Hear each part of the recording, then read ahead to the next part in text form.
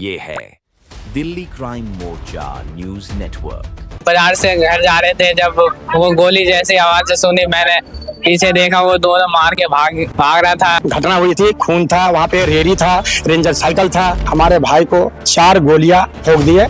जमीनी विवाद लेके गांव में कुछ लड़ाई झगड़ा हुआ था, इसीलिए वो गांव में ही धमकाया था कि तुम्हें सबक बहुत जल्दी सिखा देंगे। मेरे पति को पेटकुनिया भर लेटा हुआ था, मैं लेटा खोली तो देखी गोली लगा मेरे सर को। तो मुश्ताक मूर्ति गोली ठोका, जब गाड़ी रोका आगे से और दोनों भाई धड़ धड़ धड़ धड़ धड़ पिस्टल चलाया। 6 गोलियां निकले, 4 गोली मेरे भाई के लगे, एक सीने पे लगे, एक पेट पे लगे, 2 पेट में लगे, एक बाजू पे लगे। हमारे पति को फिर 10 साढ़े 10 बजे करीब दिन दयाल लेके पोस्टमार्टम के लिए भेज दिए। वो भी हमको पता नहीं चला मेरे पति है कि नहीं है। पुलिस वाले फिर यहाँ पे लेके फिर थाने पे लेके आए। मैं फिर 11:30 बजे फिर 4 बजे मैंने सबको छोड़ा। जलानी जो है, मान लीजिए उनको 12 घंटा रात में 11 बजे से लेकर के 11 बजे दिन तक उसको रखा है, मार पिटाई किया है और इनसे जो है डराया धमकाया है। इनसे कोई बयान नहीं लिया है। वो बोल रहा है गवाह में मेरा नाम नहीं लिखा है। वो पुलिस वाले कह रहे कि ये तो कोई था ही नहीं, स्पोर्ट गवाह कोई है ही नहीं। हाँ, वो छूट के आ जाएंगे। ऐसे भी बंदर भी है तो उसके बाप भाई बहन सब धमकी देते हैं। आई थी मैं 5 बजे से लेके कल 9 बजे तक गई, लेकिन हमको सर नहीं मिला। नमस्कार, जय हिंद। आप देख रहे हैं दिल्ली क्राइम मोर्चा। दर्शकों, दिल्ली पुलिस का सर्वाधिक जब कोई काम होता है, कोई क्राइम कहीं से खबरें आती हैं, तो पुलिस का सबसे पहला जो काम होता है उस जगह पर जाकर गवाहों को इकट्ठा करना, उस जगह पर जो घटनाएं घटित हुई हैं उनको इकट्ठा करना और सही साक्ष्य अदालत के सामने पेश करना, जिससे कि वास्तविक मुजरिम को सजा मिल चुके। अब जब दिल्ली पुलिस ही वास्तविक मुजरिम को बचाने का प्रयास करे तो आखिरकार दिल्ली का आदमी कहाँ जाए, दिल्ली का आम नागरिक किसके पास जाए? ऐसे ही एक परिवार हमारे बीच मौजूद है। मैं पहले कहूंगा, आप दिखाएंगे, ये जो है मादीपुर पुलिस स्टेशन है यहाँ पर पश्चिमी जिला का। और इस पुलिस स्टेशन में एक केस आया था पिछले महीने ही, जहां पर कुछ 2 लड़कों ने जो है एक आदमी को लगभग 4 से 5 गोलियां मारकर उनकी हत्या कर दी थी। अब परिवार का ये आरोप है कि वो 2 लोग तो पकड़े गए हैं, लेकिन उनको जो मास्टर माइंड करने वाला है वो नहीं पकड़ा गया है। और जो गवाह ऑन द स्पॉट जो गवाह बना था, जो चश्मदीद गवाह था, पुलिस उसको डरा रही है, धमका रही है। ये आरोप दिल्ली पुलिस पर लग रहे हैं। इसकी गंभीरता से आप समझ सकते हैं कि दिल्ली पुलिस कितने निचले स्तर तक जा सकती है। क्या वजह है इसके पीछे तो परिवार बताएगा। और परिवार पिछले 1 महीने से लगातार दर दर की ठोकरें खा रहा है, परंतु उस गवाह की नहीं सुनी जा रही है। कुल मिलाकर केस ये है कि उस गवाह को ही दरकिनार अब कर दिया जा रहा है, जिससे कि वो केस कमजोर पड़ जाए और जो जिन आरोपियों ने अपराध किया है उन आरोपियों को जेल से जल्दी रिहाई मिल जाए। परिवार का ये आरोप है। क्या नाम है आपका? मोहम्मद रहमतुल्लाह। मोहम्मद रहमतुल्लाह। कहाँ रहते हैं आप? 21 कम्बाड़ा का रहते हैं, रघुवीर नगर।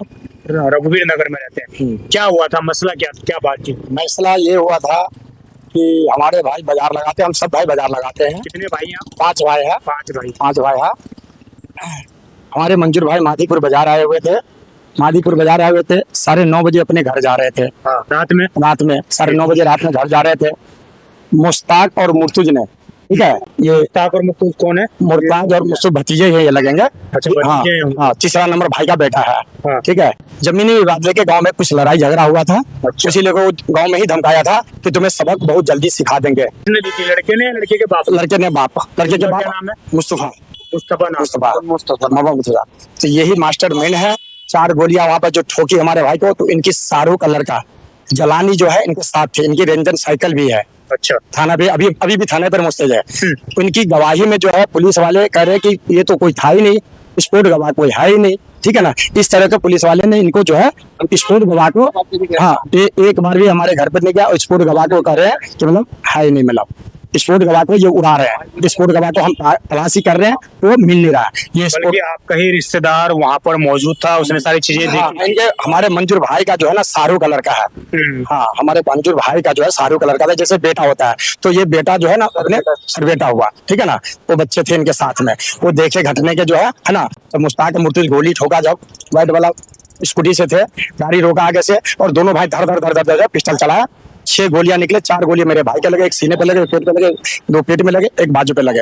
मेरा भाई स्पोर्ट मर्डर हो गया। ठीक है, जलानी जो है मेरे भाई को लेकर के गुरु गोविंद अस्पताल गया, उसके साथ एक सरदार जी भी गए रिक्शे पर लोड करके, और वहां जाकर के, ठीक है ना, मैंने ट्रीटमेंट किया। तो पुलिस नहीं आई थी, वो जलानी ले गए थे, एक सरदार जी ले गए थे रोड से उठा करके। फिर पुलिस वाले खबर मिला, फिर पुलिस वाले स्पोर्ट पर पहुंचा। वहां पर जितने घटना हुई थी, खून था वहाँ पे, रेरी था, रेंजर साइकिल था, सब इनको बरामद हुआ। जलानी ने ये चीज बोली कि मैं गवाह हूँ, मैं गवाह देना चाहता हूँ। उनको 12 घंटा पुलिस वाले रात में 11 बजे पकड़ करके जलानी को और हमारे मंजूर को बेटा दुलारे को रखा और रख कर करके उससे बयान लिया। उसी के बयान के मुताबिक छोटा सा जो है FIR तैयार कर दिया है। जलानी जो है मान लीजिए उनको 12 घंटा रात में 11 बजे से लेकर के 11 बजे दिन तक उसको रखा है, मार पिटाई किया है, ठीक है, और इनसे जो है डराया धमकाया है, इनसे कोई बयान नहीं लिया है। मैं अभी जो आपको खुलासा करने वाला हूँ ना, पुलिस उस गवाह को नहीं मान रही है, परंतु वो हमारे कैमरे के सामने बताएगा कि उस दिन आखिरकार क्या हुआ था और पुलिस ने उससे क्या पूछताछ करी है। मैं उससे पहले उनकी पत्नी से बात कर लेता हूँ, क्योंकि ये भी इनका पति अब इनका शौहर नहीं रहा, परंतु उसके बावजूद ये न्याय के लिए दर दर भटक रही है और पुलिस की वजह से इनको न्याय के लिए दर दर भटकना पड़ रहा है। क्या नाम है आपका? जी मेरा नाम खुशबुल खातून है जी। मेरे पति जो है ना 9:30 बजे करीब जो बाजार से वो वापसी आ रहे थे ना, तो मेरा बहन के लड़का फोन करा, मौसी तू जल्दी से हॉस्पिटल पहुंच जा, मैं मौसा के गोली लग गई है। ये मेरा जेठ के लड़का सुना, सब घड़ी के पास था, सबको मैं बोला चाचा का गोली लग गया, चलो सब हॉस्पिटल। मैं अड़ोसी पड़ोसी किसी को नहीं बताई, मैं अपने घर के फैमिली को बताई। मैं इन लोगों से पहले मैं ही जैसे बच्चा लेके मेरा पति का पहुंचा हॉस्पिटल, वैसे हम भी 2 मिनट भी नहीं हुआ था पहुंचना, लेके मेरे पति को बोला ठीक है इसको इलाज चलेगा। थोड़ा भी सांस भी था तो उसको पुलिस वाला जो है इलाज नहीं करवाया, वो कुक्की में भी रखा हुआ था, बोला इलाज होगा। मैं बोला पहले मेरे पति का इलाज करो, पुलिस थाने बाद में आएंगे, उसके बाद जो होगा तो करा ही जाएगा। लेकिन नहीं, मेरे पति को पेटकुनिया भर लेटा हुआ था, मैं लेटा खोली तो देखी गोली लगा है मेरे सर को। हम लोग बाबा अब चिल्लाने लगे। फिर पुलिस वाला जो हॉस्पिटल के पुलिस वाला जो होता है ना, वही थाना पुलिस बुलाया था। हम लोग फोन नहीं कर पाए, दिमाग नहीं उस घड़ी 100 नंबर कॉल करते, 4 थाने बुलाते, अब लेस हो गए, कहीं दिमाग नहीं दौड़ पाए। हमारे पति को फिर 10-10:30 बजे करीब दिन दयाल लेके पोस्टमार्टम के लिए भेज दिए, वो भी हमको पता नहीं चला मेरे पति है कि नहीं है, हम लोग फकरने में रह गए। समझे सर, हमको इंसाफ चाहिए। उनका रिश्तेदार भी आते हैं घर पे माफी मांगने के लिए, बोला जो कुछ भी हो गया आप आपस में मिल के बात कर लेते हैं। लेकिन आपका पति छीन लिया, आपके घर का चिराग छीन लिया। हाँ, हमारे एकलौता कमाने वाला एकलौता है, उसका बाप है, बहन है, भाई है, वो बाहर से किसी को रिश्तेदार को भेजते हैं बात करने के लिए। आओ, हम लोग कहते अभी कोई बात नहीं करें। हमारे जो कर्जदार भी है वो भी घर पर आके परेशान कर रहा है, तो मेरा पापा ने बोला अभी मेरे लड़की को कर्जदार आता है तो वो थोड़ा पैसे उसको दो, जो कुछ कर्जदार उसको परेशान ना करे मेरे बच्चिया को। कमाने वाला तो जो था वो तो चला गया, तो उसके बाद में देखा जाएगा। अभी ये सब सारी घटनाएं हो गई हैं, आप पिछले 1 महीने से लगातार भटक रहे हैं। आई थी मैं 5 बजे से लेके कल 9 बजे तक गई, लेकिन हमको सर नहीं मिला। कौन नहीं मिला? सचो नहीं मिला? संजीव सर नहीं मिला मुझे। कौन है ये आई हो? वो मुझे नहीं मालूम। अच्छा, वो मुझे नहीं मालूम कौन सर। वो धर्म सिंह है, ठीक है, बट वहाँ पे जब पूछा हमने तो बोला कि वो संजय पता नहीं। जलाल है। और यहाँ पे मतलब जो हमारे बात कर रहे हैं सारे जिससे, माधीपुर थाने में ही है। हाँ माधीपुर थाने में है, ठीक है, वहाँ पे संजीव जलाल है। ये इनसे बात नहीं हो पा रही, बात नहीं कर रहे। सुबह के टाइम भी आई थी 11-11:30 बजे, तो 1 बजे चली गई, नहीं मिला, बोला कोर्ट गया हुआ है कि जो आपके पति जिसने मरते हुए देखा है आपके हाँ, पति मेरा बयान को, उसका ही बयान नहीं ले रहे हैं। उसका भी बयान अब पटिशन पर नहीं डाल रखा, जो हम लिखवा रखे हैं वो लिखा ही नहीं है। सारे कटिंग करके जो अपने मन से हो रखा है पुलिस वाले को, वो नहीं लिखा हुआ है। तो क्या वजह, क्या मानते हैं इसके पीछे? क्या इसीलिए कल मैं आई थी, सर से पूछेंगे पटिशन पर आप जो हम लिखवाए वो नहीं डाल रखे हो, तो आप क्या चाहते हो? हम लोग के परेशानी में आना जाना सिर्फ करवा रखे हो। बोले आप कोई काम पड़ेगा तो थाना पर आना, थाना से बात करना। आते हैं तो आप मिलते भी नहीं हो, लेकिन नहीं कोई बात हुआ। अब मैं जरा उस युवक से बात करना चाहूंगा जिसने इस पूरी वारदात को अपने आंखों के सामने देखा था, और पुलिस जो है उसको अपना गवाह नहीं मान रही है। कौन है सामने? ये जरा क्या नाम है बेटा आपका? कितनी उम्र है तुम्हारी? 15 साल। 15 साल। मैं इसका चेहरा चाहूंगा कि ब्लर कर दिया जाए। अच्छा, ये बताइए मुझे, आपका गवाह पुलिस ने आपका बयान लिया? बयान लिया था, क्या पूछा था आपसे? अरे मैं जो जैसे हुआ था मैंने ऐसे बता दी थी। आपने क्या देखा था उस दिन सामने? मैं और मौसा के साथ बाजार से घर जा रहे थे, जब वो गोली जैसी आवाज सुनी, मैंने पीछे देखा, वो दोनों मार के भाग रहा था। कौन थे वो लोग? मुर्तुज मस्ताक था। आपके जानने वाले थे वो? हाँ, इसके जो वो है ना, वाले थे। हाँ। अच्छा। जैसे मैं फिर इसके बाद मैंने रिक्शे पे उठा के मैं फिर हॉस्पिटल ले गया। फिर वहाँ पे जैसे हुआ वो फिर आपने भर्ती करवाया अस्पताल? वो अंदर ले गए। फिर इसके बाद वो फिर मैं बाहर आ गया। तो बेटा आपको डराया भी किसी ने, धमकाया भी कि ऐसा कुछ बोलोगे तो पुलिस वाले फिर यहाँ पे लेके आए। फिर वहाँ पे फिर बताया वो रहा जो आपको थाने में लेके आए थे हाँ पुलिस वाले? फिर वो थाने में लेके आए। और आपको कितने देर बंद रखा अंदर? मैं फिर 11:30 बजे फिर 4 बजे मैंने सबको छोड़ा। मतलब सुबह से शाम रात में 11 बजे से 4 बजे तक मैं 4 बजे सुबह या शाम को? सुबह में छोड़ा। सुबह 4 बजे आपको छोड़ा? हाँ। मतलब आपको पकड़ के थाने के अंदर बिठा रखा था? हाँ जी। क्या क्यों बिठा रखा था आपको? अब मैंने से वो पूछ रहा था जो कि क्या हुआ। फिर मैंने जो जैसे देखा मैंने ऐसे आपने ऐसे बताया सारा? हाँ। तो पुलिस ने वो चीज लिखा है कि नहीं?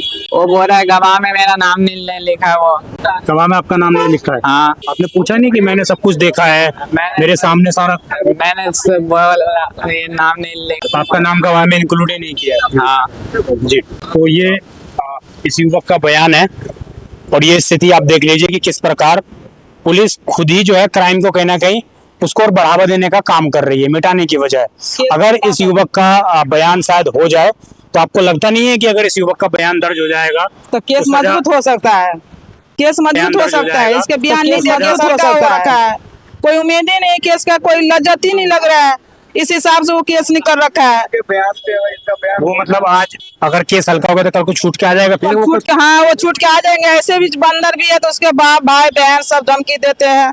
वो पड़ोसी वाले सुन बोलते हैं ऐसे ऐसे बात सुन बोलता है कि मोहल्ले में रात को 2 बजे 2:30 बजे रात में वो आते हैं अपना घर खोल के, जो भी उसके घर में है वो ले जाते हैं। फिर हम लोग को नजर नहीं आते हैं। कोई कहता है रात में आया था वो चला गया, फिर उसका मकान जाती है। हाँ धमकी भी अड़ोसी पड़ोसी से दिया जाता है। से बोलता है उसको खैर नहीं, अभी तो एक ही गया, अभी तो 2 बाकी है, अभी एक ही गया है। बच्चों को मारने की भी धमकी है। बच्चे को भी, मेरे जेठ को भी, मेरा जेठ के लड़के सुन पूरे परिवार को मतलब खतरा है।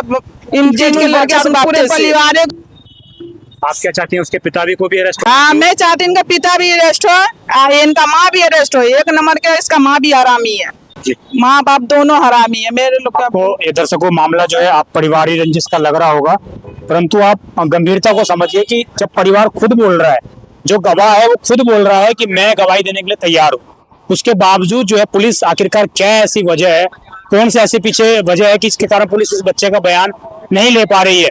अब पुलिस ये भी बोल सकती है कि हम नाबालिग का बयान नहीं ले सकते हैं, तो पुलिस ने फिर किस आधार पर 7 से 8 घंटे थाने के अंदर बिठा के रखा, ये भी एक बड़ा सवाल है। और आखिरकार उसको क्यों डराया गया कि आप बयान मत दो, इस तरह की चीजें क्यों की गई, ये सीधा सवाल माधीपुर पुलिस स्टेशन पर लगता है।